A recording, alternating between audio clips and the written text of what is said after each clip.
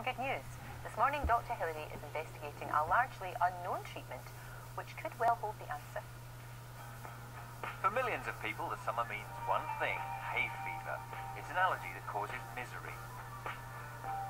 It's thought that 15 million people in the UK suffer from hay fever. That's a huge 20% of the population. And 95% of them are allergic to grass pollen.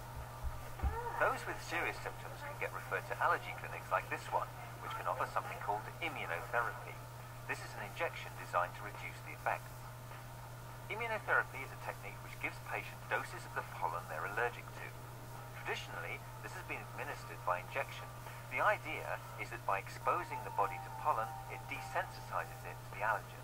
Although the treatment's been around for a long time, it's only more recently that the really robust scientific studies have been done that have shown definitively that this does work. It doesn't work for absolutely everybody, but for the vast majority of patients, particularly those who suffer from severe symptoms, they see real benefits from this treatment. And certainly in a number of cases, we see it completely change our patients' lives for those 3 months of the summer that are otherwise absolutely miserable. For Lisa Kaufman's family, 2 of her daughters were given immunotherapy, and her youngest is involved with a trial to look at whether it will reduce her risk of getting asthma. Well, I used to have really bad hay fever, and I really had really itchy eyes, and I kept sneezing, runny nose, and it was just really horrible. We usually just stayed at home. We didn't really go out much, and we didn't do things we like to do.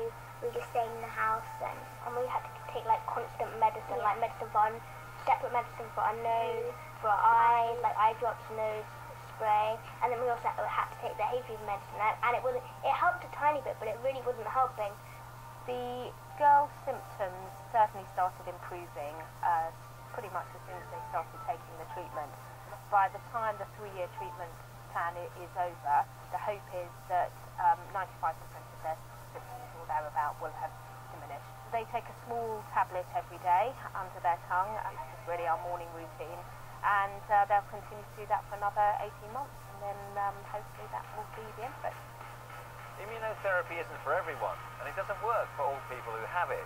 But allergy experts are saying that everyone should have access to specialist treatments that could end the misery of hay fever once and for all. Until then, it'll be relying on the antihistamine.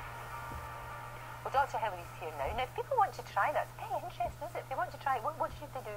Well, let's get this straight. This is a really interesting therapy, but it's not going to be for everybody with hay fever. Sure. This is going to be reserved for people with pretty severe symptoms, including asthma, in whom everything else has failed and who are really suffering every day.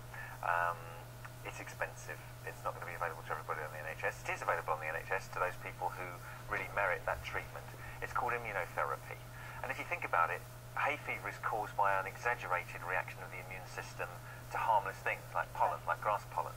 So if you can logically treat that overreaction of the immune system by desensitizing it, which is what these little tablets under the tongue do, that's a logical and practical approach. And it's looking as if it's pretty effective for most people. Isn't it?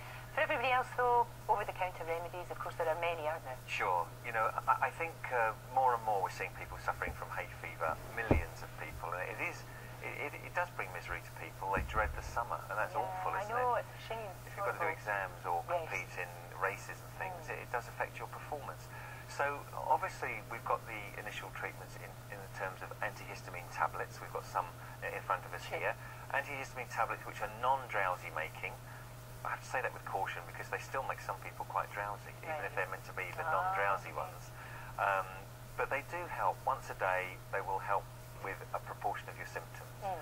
But if you've only got eye irritation, itchy eyes, red eyes, then it's logical to use eye drops, of which there are many to choose from.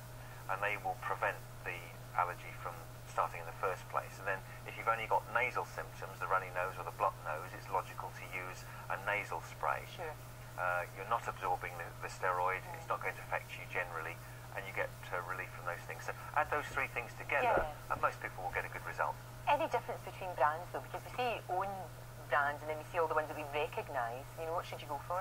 Antihistamines are all in the same family, as are the nasal sprays, as are the eye drops. But some people will respond better to one brand than to another. So if you've been disappointed by one, don't give up. Try another one. You might get a much better result and less drowsiness perhaps as well. Excellent. Hilary, thank you very much indeed. And of course, you can find loads more information on dealing with hay fever